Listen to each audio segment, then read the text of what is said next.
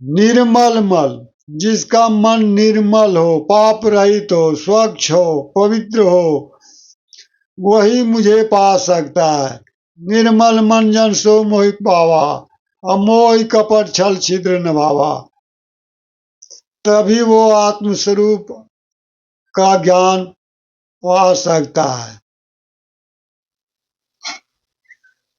आत्मस्वरूप का दर्शन कर सकता है अपने शरीर के अंदर।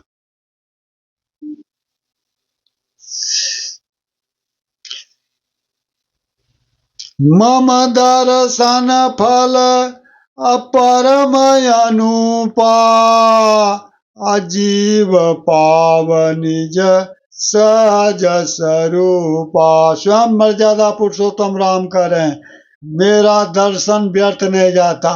मेरा दर्शन प्राप्त हो जाने के बाद जीव पावनी सहज स्वरूपा, जीव जो अपना वास्तविक सहज स्वरूप आत्म स्वरूप को प्राप्त कर लेता है। कब? जब उसका मन रूपी दर्पण में काई न पड़े, पवित्र स्वच्छ रहे। इसीलिए ये मन बुद्धि चित्त और अहंकार, ये चार गो जो अंतःकरण है, इस पर्दा के अंदर जो है आत्मा ढका हुआ है। ये पर्दा जब तक नहीं स्वच्छ होगा, समाप्त होगा, तब तक आत्मा का दर्शन और परमात्मा का ज्ञान संभव नहीं है। हर मनुष्य का कर्तव्य है कि जब तक जीवित रहे गुरु और संतों के वचनों को पालन करे, तभी वह अपने लक्ष्य को प्राप्त कर सकता है। वह मनुष्य जीवन अपने को जानकर, अपने आप को पहचान कर जन्म मरण से रहित होता है, यानी जन्म मरण से मुक्त हो जाता है। तभी इस लोक और परलोक दोनों में सुख की प्राप्ति कर सकता है। इस लोक और परलोक दोनों में सुख की प्राप्ति कर सकता है। हरिओम तत्सत। आप सुने सत्य साधना का वर्णन कबीर सागर से, धर्मदास बोध ज्ञान प्रकाश अध्याय कबीर सागर से।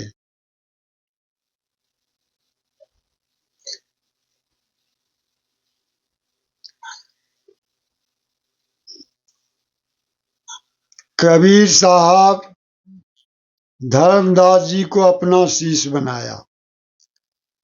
नाम दीक्षा देने के पश्चात बाद परमेश्वर कबीर जी ने धर्मदास जी को प्रसन्न करने के लिए कहा कि जब आपको विश्वास हो जाएगा कि मैं जो ज्ञान तथा भक्ति मंत्र बता रहा हूँ वे सत्य है,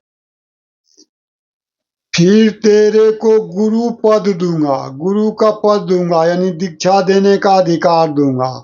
आप दीक्षा लेने वाले से 1.25 लाख द्रव्य, रुपये या सोना लेकर दीक्षा देना। परमात्मा ने धर्मदास जी की परीक्षा ली थी कि वैश्य बनिया जाति से हैं वे। धर्मदास जी वैश्य जाति के थे, बनिया थे। यदि लालची होगा तो इस लालच बस मेरा ज्ञान सुनता रहेगा, ज्ञान के पश्चात लालच रहेगा ही नहीं।